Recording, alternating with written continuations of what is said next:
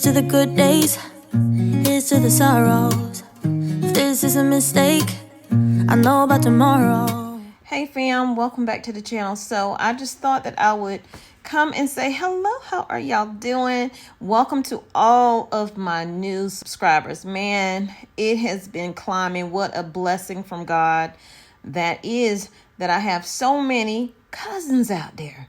So what we're going to talk about today, I haven't really touched a lot on it, but I'm going to go ahead and take a little dib at it and talk about the shortage of chicken that is coming. The higher prices of chicken and eggs that is coming. So this avian flu, the bird flu that's out here now. No, it cannot jump from bird to human as of yet. And I say as of yet because I've been reading a few articles and they are really monitoring it a lot because it's really only one strain away from being able to jump from bird to human. And this bird flu that we're dealing with right now in 2022, they're saying it is worse than what we dealt with in 2015. So far, 23 million birds have been slaughtered because of the bird flu. I'm going to link the articles that I got this from in the description box. And I'm also going to link the videos right after I get through talking to you guys. So if you haven't started prepping and you're thinking about it, you need to go ahead. I don't know how much more time we have. I can't live in the, well, if this happened, well, if that happens. Just know you need to be doing the most that you can and the best that you can to make sure your family has what they need. In the event we're really dealing with serious food shortages or food limits. Food limits are showing up. They are showing up, slowly rolling out here and there. Eventually, you're going to see more and more of them. Also in the article is saying that, we'll probably see more shortages of chicken.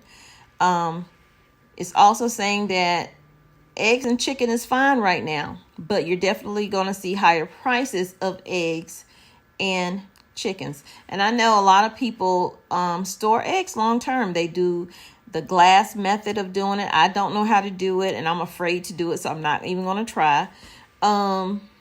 They also freeze their eggs. That I may do. And you can buy those little molds from Hobby Lobby or wherever and put your egg in there, freeze it just like that, and just store it like that. So check into those things, Google it, YouTube it. It's a YouTube video for everything, y'all. So it's a lot of stuff I won't be putting on this channel because I don't want to steer anybody wrong. But I can tell you, if you Google it, you're going to find it. Now, whether you do it, that is up to you. Okay. Be careful when you're doing certain things and preserving food. You want to do it the right way. You don't want to do something that's going to make you and your family ill. Botulism is real. So y'all stay safe out there. I just want to bring you this little clip and y'all take care. I'm laying here with my foot up and I wanted to say thank you guys for coming in and supporting the channel like you do, and welcome all of my new subscribers / family members and my returning ones, because I appreciate each of y'all. Every time I upload a video, you are there, you are being positive, you're talking to each other in the comments, you're helping each other out, because that's what it's all about. Each one teach one is what they say. I know that's what we said when I was in Head Start program. Each one teach one. So y'all take care, stay safe. I'm gonna try to go get some rest. I love each of you. Also, if you are new to the channel and you haven't decided if you want it, go ahead, please consider subscribing to Tommy Bites Carolina Homestead and my second channel as well, Tommy Bites TV, because we would love to have you, and hit that like button and share it out when you can. I love you, but God loves you more. He created only one you. Be the best you that you can be, and when you are, go out and spread God's love with distance. Or if you need to give somebody a hug, make sure you ask before you do it. Sometimes people just need a hug. And if you need one, it's from me to you. It's happening at poultry farms across the country. A massive slaughter underway that could send food prices soaring.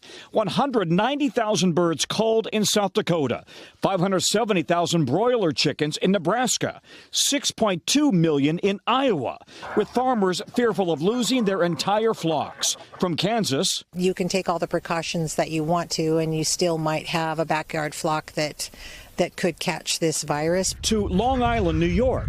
One little case and it could spread to theirs. Next thing you know, they all be gone. The map shows bird flu cases have already spread across at least a third of the country, often carried by wild geese and ducks, sometimes drinking or eating from the same source. Even zoo birds are at risk. Now that it's a little closer, we're having to go ahead and move them indoors. But unlike COVID, health experts say there is little risk of bird flu jumping to humans. This virus is devastating for birds and can go from flock to flock, but it doesn't easily transmit to humans, and it definitely does not go human to human at this point. During a previous bird flu outbreak, I had to suit up in a biosecurity suit and decontaminate my shoes before going inside a poultry farmhouse. Now experts warn this latest outbreak is the worst since 2015, when 50 million birds were slaughtered or killed by the virus, and it's only growing worse. The risk to humans, very low. Experts say poultry and eggs completely safe to eat, but they expect prices will go higher. The typical American consumes 100 pounds of chicken per year. And because of this new virus, there could be some shortages. Disease precautions kept us from visiting these farms in person. It's rare for people to get infected with avian flu, but it's a death sentence for birds. Executive Director of the Minnesota Animal Board of Health says if one bird is infected in a flock, the whole flock has to go. Since this is a foreign animal disease, the poultry that are affected do need to be depopulated. A couple of reasons for that. First of all, depopulation stops the virus, which is exactly what we want to do. We don't want that farm spreading the virus possibly within the community. So far, more than 600,000 chicken and turkeys have been affected in Minnesota. It's an extremely large industry.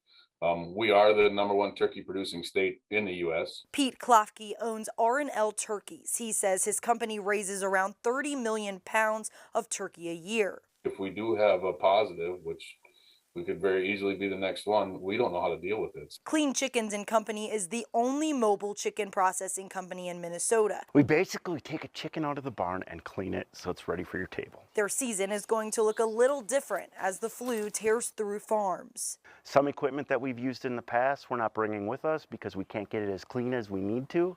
It has to be absolutely sterile, or we're going to spread it from farm to farm.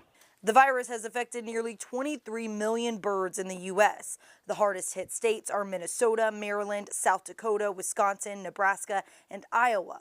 The Agriculture Department pays farmers for birds that must be killed if there is an outbreak, but uncertainty remains. The scary thing is that, as this grows and becomes bigger and bigger, will that safety net be there all the time? And if it's not, it's going to be devastating. I mean, it would put a company like ours out of business very fast.